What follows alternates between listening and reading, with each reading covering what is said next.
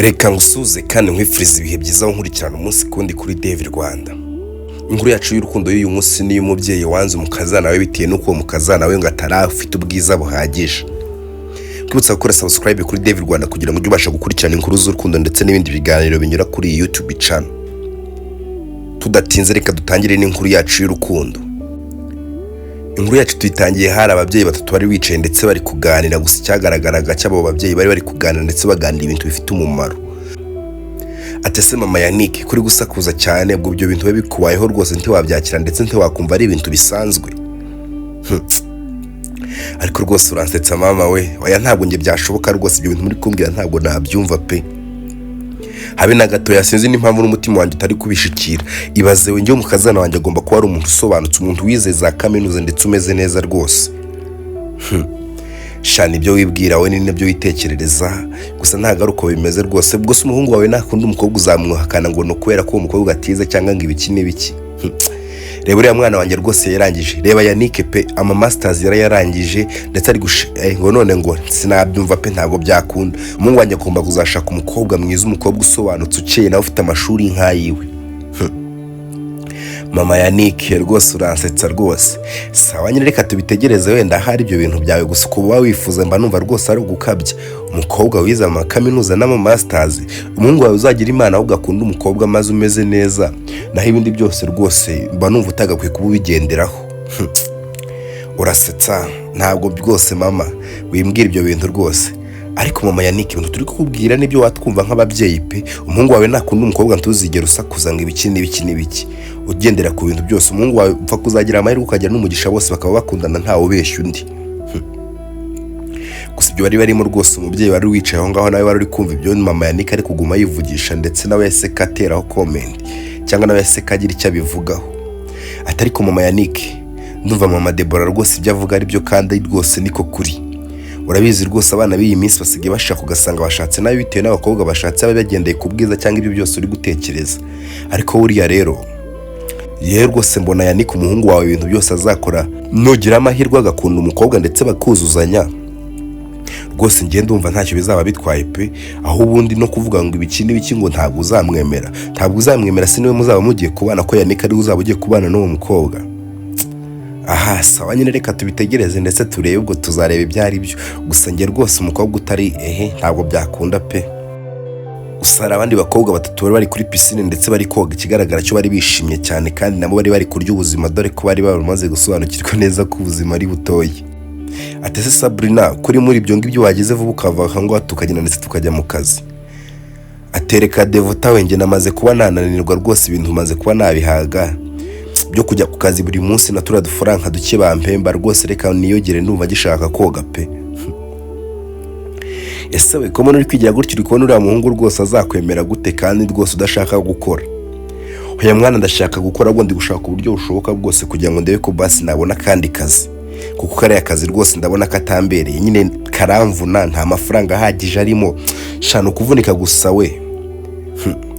Yego rwose Sabrina ndabyumva no kuvunika, ariko buriya kazi kabi niko gahesha keza, subizi kariko bavuze. Shayo ni imigani y'abanyarwanda bakera bivugiraga, ubwo ngubwo se gahesha keza igihe nahereye muri kubona hari akazi keza afite karenze koko. Oya Sabrina va muri iyo piscine uze tugende. Nuko Devota yise kareba umukobwa bari kumwe ndetse bavuga gake cyane, bisa nkaho hari cyo bari bashaka kuba bakinga rwose Sabrina. Atese we buriya ka Sabrina kawe kari kwigira guterera kontu gasa n'isura gafite kazi neza k'amashuri yakadahagije, none kari kwanga kuba kaza ngo byibura kugira ngo karebe ko kabona amafaranga gashaka akazi karenze, kari muri piscine kari koga. Bizakagora kari agakobwa mbona arakanebwe rwose. Nuko Devota yise kamusubiza ati yego rwose pe, mba mbona arakanebwe ariko ntabirenze bana, ntabirenze kazabicamo, ndetse erega buriya buri muntu wese avuka mani Imana yaramugeneye kuntu azabaho. Ariko muvandi nawe uransetsa rwose, kuba Imana se yarakugeneye ibintu bivuga ko rwose ugomba kwicara ndetse ugatuza ntugire icyo ubikoraho. Erega mwana Imana izahemegesha imirimo yo mu maboko yacu, ubwo none twakwicara ngo twisinzirire dutuze dutegereze ko Imana izatugirira neza nta kintu twakoze. Wake up man, igabanya ubugoryi ubwo n'ubwana. Shanda byumva ari gusa nyine ngemba mbona nta nibirenze buriya. None se reka nkwereke uriya mudada, oya tubireke Devo tubireke. nuko Sabrina yise kava muri piscine, ndetse mu kuva muri piscine abasanga aho ngaho. Ati se mwa muri kuvuga ibikigiye mwahereye ko nuvaga muri kuryogora mwongororerana? Aha Devota mwana yari kumbwira ngo turi gukererwa kandi dukeneye kuba twajya mu kazi. Ati tugendana mugani wanyu dakazi kanyu uko mba ni kwigira kose ndagakeneye kandi cyane. Ati sumva se kugize ubwenge ubundi se kuva kare na hose bigiraga ibiki? Tugende tuve hano rwose, tugende turebe ko twakora akazi kuko akazi mwana karabuze tukabuze no twaba turabuheje. Sa ntacyo rwose tugende. Gusa mama Yannick yaratashye mu gutaha ko asanga Yannick yicaye mu cyumba cye. Ati se Yannick kutari kuza nguze hano rwose ubashe kuba warya, uri kubona uri buze kuba warya gute? Gusa Yannick yase kamusubiza bitewe nuko Yannick hari utwo yarari mu cyumba ndetse ari gutunganya amadokima y'akazi. Yase abwiranye ati mama uretse gato rwose hari ibintu ushaka kubanza gukemura, nimara kubikemura ndahita konza. Ati Yannick jya unyumva mwana wanjye, ubuga rushaka ko buhora bwe n'ibyo bintu uraza kuba wabikora ndabizi neza. Sama raporo ugiye kurumeta nona bwino rye rwose numara kurya mwana wanjye nta kabuzo ureta kusubira mu kazi kawe. Nuko Yannick yahise kaza ndetse mu kuza rwose yicara ku meza atangira kuba yasangira na mama we. Atase Yannick uri kumva rwose nta sono ufite ikise kandi mama ubu ngubu uraje rwose uranzi nkoze iki koko mama kubona ari ntinza ari utuntu ndi gukemura koko bishatse kuvuga ngo nta so ese mama isoni ubwo zaba ziturutse urumva ari ikibazo koko? Rwose Yannick mwana wanjye nawe urakabije pe, reba imyaka ugezemo umaze kugera mu myaka 35 nta mukobwa ndabona uyagayaga hano. Ese mwana wumva nta soni kuzajya mpora nguhamagara cyangwa nuko ari we mwana wenyine gusangira niyo mpamvu uri kwigira akagoriki? Rwose mama ntago ariyo mpamvu, ariko nawe ureka kubikabiriza. Use koko mama tuvuge ko nshaje mu rwego rw'uko wavuga ngo mpite zana umugore? Rwose Yannick mwana wanjye umenye ko nkeneye abuzukuru. Rega mwana wanjye ndi gutamba mva mu busuri ko n'abazukuru wanjye bazabasha kuba barerwa na nyirakuru gute koko? Ariko mama bazaharerwa na nyina. Atari ko yani mwana wa ntabwo ushaka kumbaho ku buryo wavuga ngo aba Yesu Kristo yani abo bazimu bubakura he koko? Rwose mama nawe dawe babaruzi ko waruhinduye isura. Nishatse kuvuga ngo nyine muzafatikanya rwose na mama wabo kubarera, ariko mama ntugire ikibazo pe, ntugire ikibazo ndi kubitekerezaho kandi erega mama afite sheri. Gezaho Yannick gezaho ukizana ibintu byo kuvuga ngo ufite sheri. Rero Yannick mwana wanjye twumvikane ibintu tubikemure neza mu mva mwana wanjye reka Yannick ntubona kuntu nsa? Yego ko mama. Ese mama ko mama ufite ubwibone kandi warashaje? Yannick mwana wanjye ntago ari ubwibone ahubwo nyine ntubona ubwiza afite. Aha mama nawe wibikabiriza rwose nta birenze ni ibintu bisanzwe. Yego bintu bisanzwe we. Gusa reka nkubwire rero mwana wanjye Yannick utazibeshya ukanzanira igikobwa cy'igicupuri mana. Ugomba kuzana umukobwa mwiza wize kaminuza kandi ukeye rwose. Ariko mama nawe jya ureka ibyo bintu pe. Gusa ntazanye umukobwa ufite ibyo byose ariko mukunda ntiwamwemera. Rwose mwana wanjye wivugira ibyo bintu pe, ntabwo byakunda. Izo nizo nyine ibyo bintu nkubwiye mwana wanjye nibyo nyine ni nkayo mahame ndetse nibyo ugomba kugenderaho rwose mbere yuko uzana umukobwa mukundana hano. Mu gihe atabyujuje rwose mwana wanjye nushaka kuzagira imyaka 40 nta mukobwa uranzanira. Rwose mama nawe jya ureka kubikabiriza pe. Icyambere nuko nzaba mukunda kandi nawe ankunda. Ese mama hari ikindi? Nuko uzaba umukunda nawe kandi agukunda. Ese mwana wanjye wabwirwa n'iki ko umukobwa agukunda cyangwa atagukunda? Aba ari kugusika se cyangwa aba ari kukubeshya mu buryo bworoshye? Rwose mama ndabizi neza umukobwa tuzakundana cyangwa se umukobwa dukundana dore ko namufite. Mama arankunda kandi ndabyizeye neza, ariko rero ibyo uri kuza umbwira ngo ubwiza ndetse n'amashuri mama njye ntago aribyo ngenderaho ngiye kureba umuntu dukundana kandi mumenye neza ko umuntu tuzakundana atari we muzabana. Yannick mwana wanjye ko umuntu usa nkaho utangiye kuba wansuzugura. Utangiye kuba wansuzugura kubera agakobwa ntazi ushobora kuba warakunze katujuje ibyo nshaka. Ese ubwiwe n'iki ko atabyujuje? Nicyo nashakaga no kugusobanurira neza kugira ngo umenye neza ko mama umukobwa rwose ntabyo biba bishingiye mama mfa kuba naramukunze. Ese aba afite akazi kamuhemba amafaranga menshi ariko ibyo ngibyo atabifite? Rwose mwana wanjye ibyo ngibyo sinshaka no kubyumva. Apeta ahubwo turye. Nuko barare gusa mu kumara kurya Yannick yese kajya kuryama ariko yese kahamagara inshuti.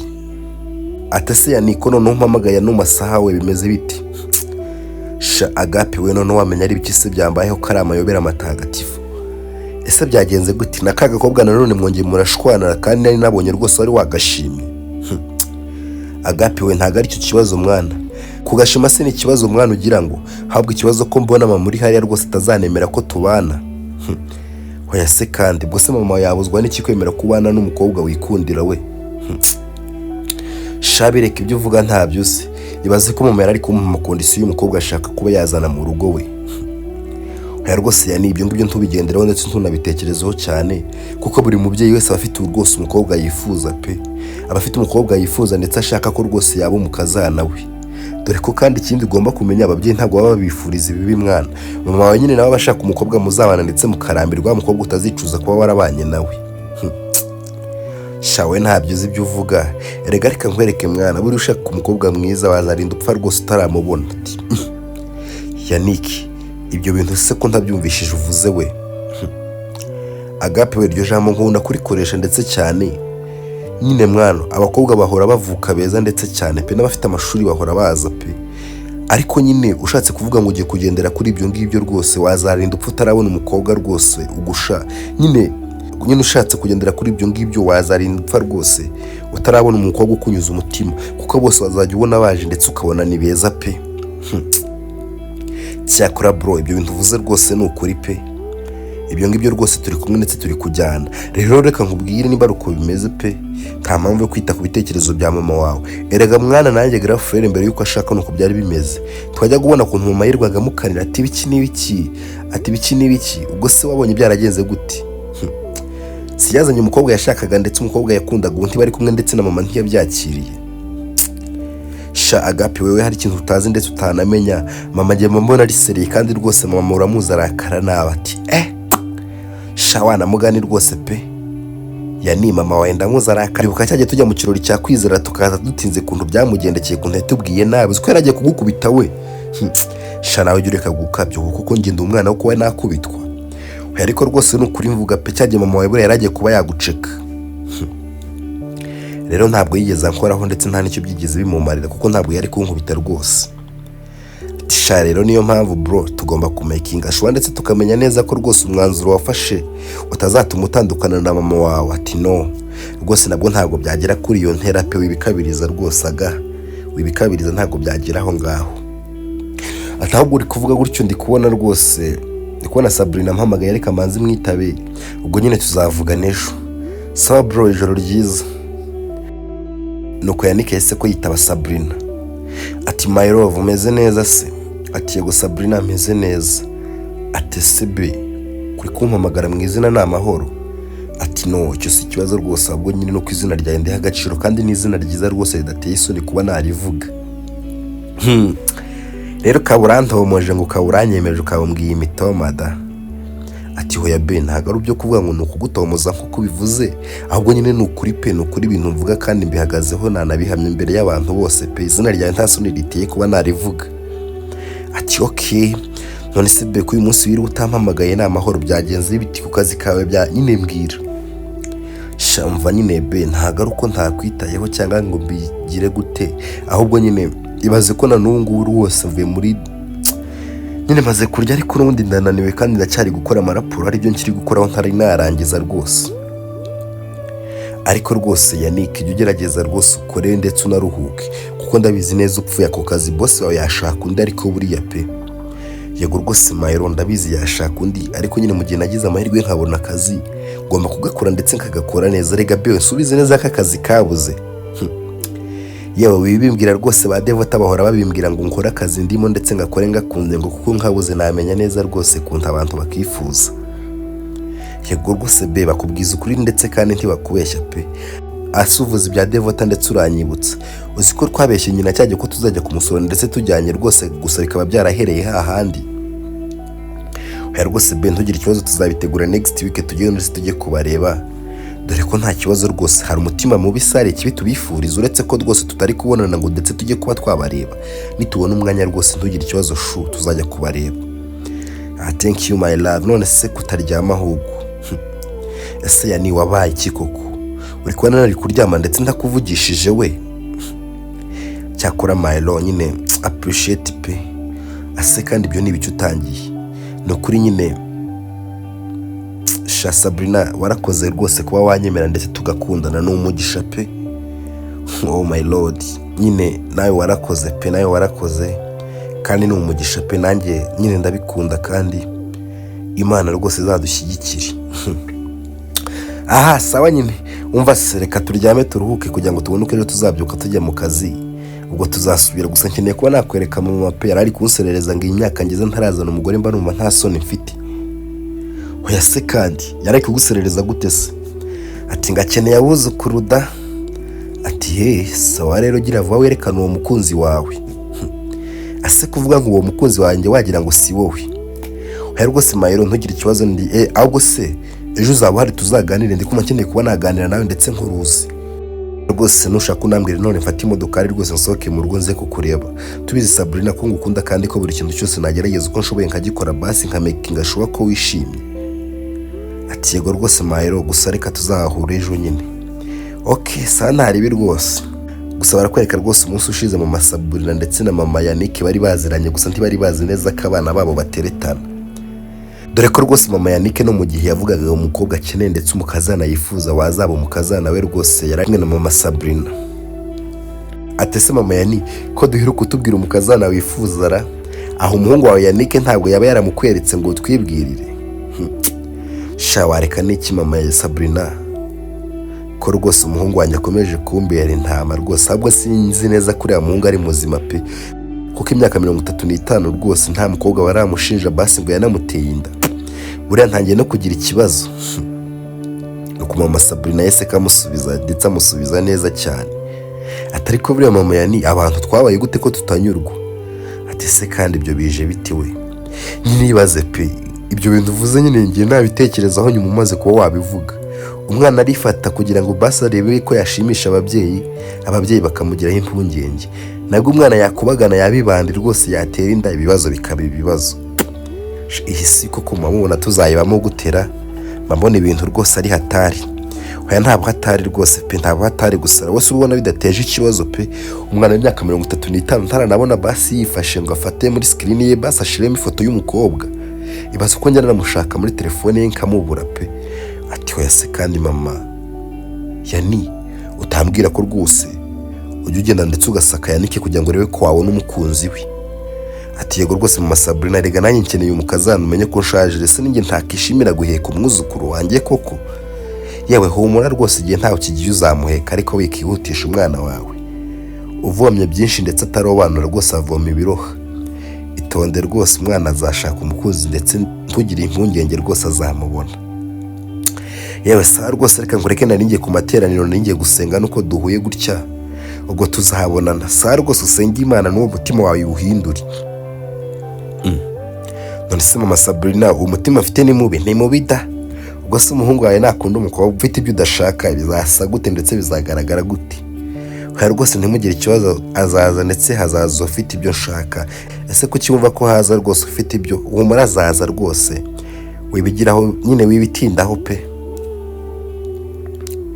gusa nkuko Yannick yari yabyemereranye na Sabrina rwose ko bazabonana ndetse bakaganira barahuye kandi baranaganira pe ati sebe ko none wambaye neza uragaragara neza cyane rwose ati Sabrina mba ngomba gukora uko nshoboye rwose nkagaragara neza kerega ujye umenya ko rwose umusore uteganya kuba yashaka ndetse agashaka umukobwa ufite ubwiza ndetse n'uburanga buhebuje bumeze nk'ubwo bwawe ase yani utwo tuntu two kuntomoza wadukuye hewe oya ntaho nadukuye ndetse nta naho natwigiye ahubwo niko kuri kunyuza umutima wanjye pe niyo mpamvu uri kubona mbivuga ndetse nta nahandi mba ndi kubikura hambaye cyangwa se haremereye mba ndi kubikuya ku nkingi z'umutima wanjye rwose aha katika muhundo umva rwose ukabije wibire yewe sikutumye rwose umutima wanjye uzi kwise kutera yewe humura rwose Sabrina uko ngukutera rwose ufate nurangiza ubikuba inshuro 100 kuko wanjye utera byikubye inshuro 100 wawe pe kuko urukundo ngukunda mpamya neza ndashidikanya ko rukubye inshuro 100 rwawe pe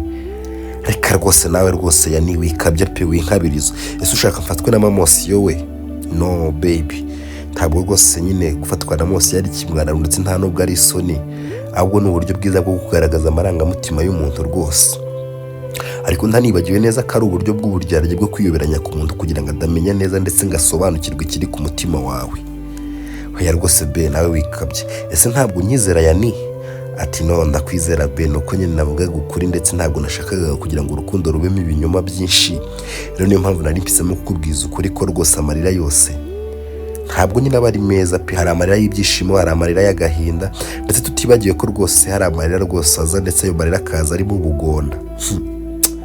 Ese ya ni ubugona ni ibiki kandi? Aya Sabrina nawe wikabya rwose, uzi ko wagira ngo ntiwize muri segonderi. Nyine ubugona ni kwa kundi umuntu aba akwihishemo pe, nyine akora ibintu akwereka ko muri kumwe kandi buri ari kugukina cyangwa se ari kukubeshya. Ati wow, rwose ya ni ntugire ikibazo rwose, icyo ntugisengere kuko ngenda bizi neza nkubwiza ukuri kandi cyane. Ati okay, ni umugisha kandi Imana ishimwe ko rwose yampuje n'umukobwa umbwiza ukuri kandi utambeshya pe. Waretse tukagira ndetse iriya week nkagenda ndetse nkajya kukwereka mama koko kuko ndabizi neza mama aranzengereje rwose, ntabwo anyoroheye pe. Akeneye kuba nagenda ndetse nkamwereka umukunzi wanjye kuko ngo akeneye abuzukuru. Ntugire ikibazo rwose ya ni ibyo ngibyo nanjye ndabyifuza kandi mbyifuza buri munsi. Ahubwo igihe uzabitegura ndetse umaze kuba wabipanga uzambwire tujyane pe. Okay sa rwose mahero, ntugire ikibazo, reka tugende ndetse dutahe tujye mu kazi ubwo ntawe, ariko se tubipange ku wa gatandatu kuko hazaba ari muri weekend. Atari ko ya ni ntibibagirwe ko none rwose turi ku wa gatanu. Ati no se kuza ejo aricyo byaba bitwaye mahero nkanatungura mama. Ati okay sa rwose nta kibazo be, icyifuzo cyawe kuri njye kiba ari nk'itegeko. Sa rwose kandi thank you for caring pe.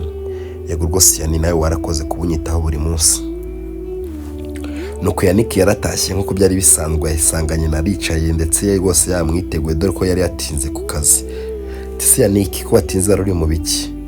Ati mama amusuri natinze gusa nyine narangije akazi maze kuba nagasoza nyine mpita ko nyine njya kureba umukunzi wanjye, twa turi gupanga uko twakora uko dushoboye kugira ngo ejo azaze ndetse rwose mukwereke. Ati Yannick mbabara rwose unyereke ifoto pe. Ati se mama wajya ugerageza basi ugakumbura surprise. Tujye ikibazo rwose mama ejo uzamubona kandi ndabizi neza uzamukunda kuko situra amaraso se amwe mama. Ati yego rwose mwana wanjye Yannick niwe maraso yanjye kandi niwe gusa mfite. Ati okay ni byiza rwose mama uko papa yagukunze ndetse yagukunda rwose n'umuryango wowe wabo ndetse ukakwakira mama, niko nanjye umukobwa rwose nakunze nzi neza kuzamwakira ko ndabizi neza ntiwakivuza ko rwose mbaho mbabaye kugira ngo wowe basi wishime. Ati se mwana wanjye Yannick kwereka iri kuvuga ibyo bintu? Ati oya rwose mama nuko nyine hari ibyemezo bimwe na bimwe ujya ufata nkumva birababaje gusa bitewe no kuri umubyeyi wanjye ndetse ntakubahuka nkagira nyine nkabyihorera nkanga kugira icyo mbivuga, ariko si uko mba mbikunze mama. Ati sa rwose mwana wanjye Yannick we rwose ejo ubwo ngubwo uzaza n'umukobwa wawe ndetse mubone kandi ndabizi neza nzamushima kuko ndabizi mwana wanjye ntabwo washaka umukobwa mubi. Sa rero mama ngereka njye kuryama ndananiwe pe. None se mwana wanjye Yannick nta nubwo uri buze kuza basi ngo ufate ifunguro? Oya rwose mama mvuye kumureba kandi rwose twiyakiriye pe. Okay sa rero mwana wanjye ijoro ryiza gusa Yani niki se kandi mama hari akantu nibagiye kukubwira mwana wanjye. Sa rwose mama mbwira ntugire ikibazo ngo uteze yombi. Rero mwana wanjye Yannick ntukazi ufata amafaranga yawe ngo ya spending ndetse ya spending ku bakobwa cyane kuko arabizi neza rwose abakobwa any time baguhinduka ndetse bakakunyine bikakurenga ukibaza nimba ari babandi baruzi cyangwa se ari abashyashya baguhinduriye pe. Aya rwose mama nkuko ubizi se kuko mama nkunda gusohoka ndetse no kwangiriza amafaranga. Mama umenye neza rwose ko ibintu ushobora gusanga binabaye rimwe mu mwaka. Sa rwose mwana wanjye Yannick n'inama nakugiraga urabizi neza ko mwana wanjye ntatumusiba ndetse ngo ukene. Yego rwose mama. Nuko Yannick akigera mu cyumba rwose yasanze umukunzi we yamuhamagaye ndetse yamubuze. Nuko yese kamuhamagara ndetse mu kumuhamagara rwose yese kamubaza ati ese be kubera iki nari naguhamagaye ndetse nkakura? Rwose Sabrina ibikabiriza pe kandi umubarire nyine nari ndi kuvugana na mabukwe wawe. Ati wambwiye ejo se ko nzaza? Ati yego rwose se uri kumva nari kubura kubimubwira kandi tugomba kwitegura umukazanawe. Okay sa rwose nta kibazo ubwo ngubwo na hejo be reka nkure kuryame nari kugira ngo nyine nashaka kugira ngo nyine basi menye ko washitse mu rugo amahoro. Sa rwose mukunzi wakoze kandi nahageze amahoro kandi wakoze kubw'uyu munsi. Yego rwose be nawe wakoze pe. Nuko bidatinze rwose mama Yannick yese kamagara mama Sabrina ndetse amumenyesha ko rwose umuhungu wari buze kuba yamwereka umukunzi. Dore ko mama Sabrina yari inshuti cyane na mama Yannick, icyo batari bazi bose nuko abana babo bateretanaga ndetse ko bakundanaga cyane. Nuko yese kamuhamagara ndetse mu kumuhamagara rwose araza amufasha kuba yategura. Dore ko mu gutegura kwe rwose na Yannick yari aho ngaho ndetse bagenda bivugishwa amagambo basakuza cyane na Yannick yari yisanzuye rwose kuri mama Sabrina. Dore ko yatekerezaga ko rwose ari umubyeyi ndetse umubyeyi w'inshuti ya mama we rwose ntiyigeze atekereza ko rwose yari we mabukwe we.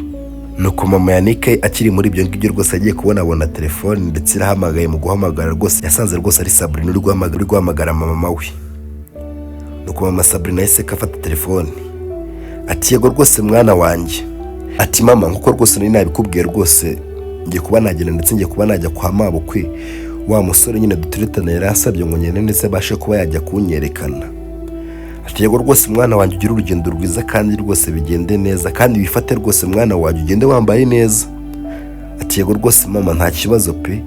Ati sa rwose nanjye ndi ku mugore w'umushuti wanjye rwose ndi kumufasha imirimo dore ko umuhungu we nawe rwose ari buze kuba yaza kumwereka sheri we. Ati mama ndikumva rwose noneho byahuriranye kandi ni byiza pe, mwenjoyinga ubwo turaza kuba twasubira nimugoroba mama. Nuko mama Yannick yahise kabaza mama Sabrina ati se mama Sabrina rwose bavuganaga na Sabrina? Ati yego rwose se ko wagira ngo uri kubimbaza wagira ngo se umpaye telefone, yari kumbwira ngo agiye kuba yajya gusura umuhungu we rwose w'umushuti we. Ati ariko mama Sabrina usiko rwose nta soni ufite ukemerera umwana w'umukobwa akagenda kujya gusura umuhungu koko? Ase wowe wajya ubanza ukumva mbere yo kuvuga basi, ntago agiye kumusura ahubwo agiye kuba yamwereka nyina rwose, ntago ari umuhungu gusa ari buze kuba yahasanga, agiye kuba yakiyereka rwose famiye y'iwabo w'umusore. Urabizi neza rwose nanjye mama Yani ntabwo nakora iryo kosa, ujye umenya ko ndi umugore w'umucereka. Ahubwo nari ngize ngo nanjye gutungurwa ariko buntengushye pe.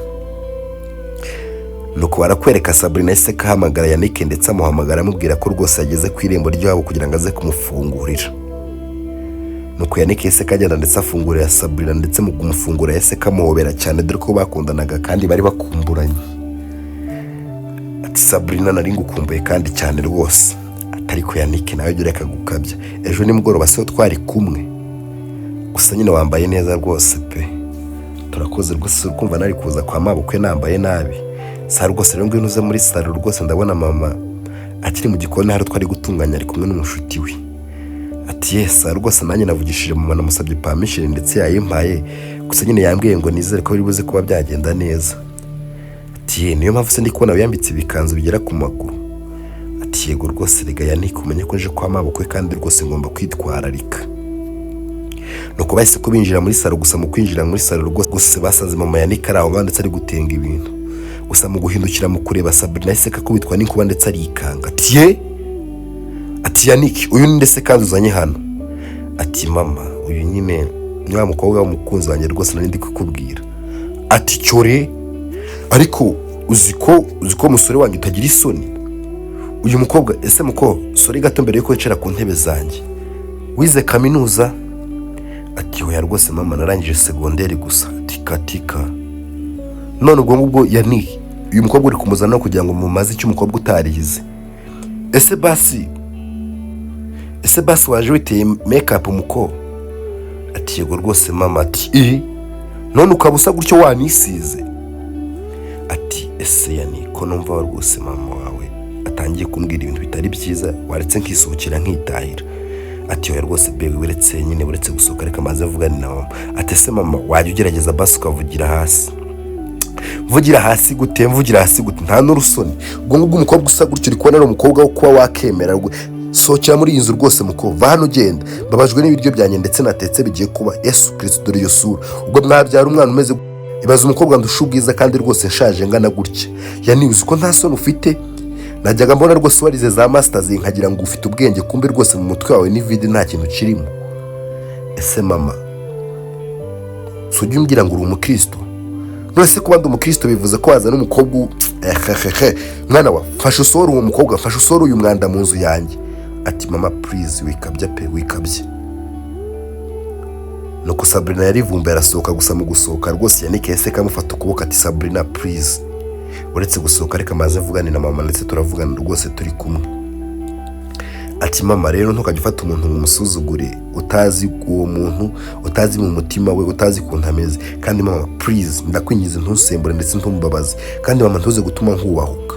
Ati cyore uranyubahuka hagati y'agakobwa kaje ejo mundi mumenyane ndetse utarunazi njye wakureza imyaka 30 ningahe rwose? Usiko nta soni ugira mwana wanjye? Ese mama ibyo ngibyo ntabyo mvuze pe, ndetse ko warandeze ndabigushimiye ndetse n'ibyumugisha. Ariko se mama basi waba unyifuriza ibyiza? Ati of course nkwifuriza ibyiza mwana wanjye, niyo mpamvu ndashaka kushyingirwana n'uyu mukobwa. ati rero mama wanyifuriza ibyiza wakemera ndetse ukemera ko rwose nshyingirwana n'uyu mukobwa kuko uyu mukobwa ngiye rwose ndamukunda. Gusa mama Sabrina aho yari ari mu gikoni rwose yakomeje kumva abantu bari gusakuza, tese mama Yani ko numva muri gusakuza cyane rwose. Ati yewe mama Sabrina ngwino ndebere noneho umuhungu wanjye cyagazaniye ngo numukazana. Nuko mama Sabrina yaraje ndetse mu kwinjira muri salo yaseka ko bitwa n'inkuba dore ko yasanze rwose ari umukobwa we. Ati Sabrina uri gukora iki ahangaha? Nuko mama Yannick yahise ko yikanga ndetse agira ubwoba bwinshi cyane. Ati none se mama Sabrina uyu niwe Sabrina? Ati yego rwose niwe Sabrina. Ati wa mukobwa wawe w'ikinyabupfura? Ati yego rwose none se ko ndi kuva muri gutongana. Ese mama Yani uyu niwe mukobwa ari kuvuga rwose w'icyago umuhungu wawe akuzaniye? Ati yego rwose nabonaga umukobwa afite ububi rwose bwishipe kuko umutima wese nari kuwureba ngo umenye njye narebye ku isura. Atari ku mama Yannick waba mwibone koko ubuse kuko uri kubona Sabrina ukabona ari umukobwa mubi ku buryo rwose wamufata ndetse ukamutonganya. Reba kuntu umwana wanjye rwose watumye arira kandi ndabizi neza umwana wanjye sinya ntuma ari umuntu utumarira. Ati Sabrina fata akabage kawe twisohokere rwose tuva ahangaha. Gusa mama Yani urantengushye pe, numvaga amagambo ubwira uyu mwana nkumva mugiriye impuhwe ndi mu gikoni ntazi ibyo ari byo. Kumenya n'umwana wanjye rwose uri kubwira ndetse umubwira nabi gutyo. Ati se muhungu Yannick we utabasha kuba wavugira rwose umukunzi wawe umusore nyabaki ubwo ngo ntazagira n'ikindi kintu rwose kimubaho kibintu ubasha kuba wamuvugira. Ati ariko rwose mama Sabrina iki se ko nta n'isoni ugira nuko kubona n'uburebure gusa. Nuko mama Yannick yase kareba mama Sabrina ati mama Sabrina please ntundukire rwose umuhungu. Ati oya ntabwo mututse gusa namubwizaga ukuri umuhungu utashobora kuba yarwanirira umukobwa rwose bakundana ntacyo umuhungu yaba ari cyo. Nuko Sabrina yahise kwitangurwa ndetse avugira hejuru abwira nyina atari ko mama rwose yagerageje uko ashoboye ndetse yanamvugiye pe. Nuko ahubwo mama we yakomeje kuzamurana umwuka wo hejuru ndetse akanga kuba yacisha bugufi ngo tuvuga. Rwose mwana wanjye wirira pe wirira. Nuko rwose Yannick yahise kabwira mama Sabrina ati mama Sabrina twari turi kugerageza turebe uko twabikemura gusa rwose mama umbabarire kuba yitwaye nabi ndetse akitwara nabi imbere yanyu. Ati mama gusa nyine mva nkubwire pe nkuko nabikubwiye ntukajya usuzugura umuntu utanamuzi pe utanazi naho aturuka.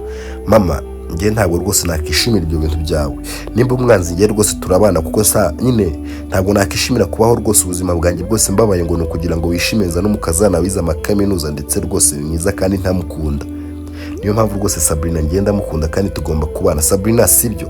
Ati yego rwose pe nubwo mama wawe ndetse na mama wanjye babyanga dore ko atari nabo bazatwubakira njye nawe tuzibanira. Nuko rwose mama Yannick yatangiye kuba yagira isoni ndetse n'ikimwaro gusa mama Sabrina yahise kamureba.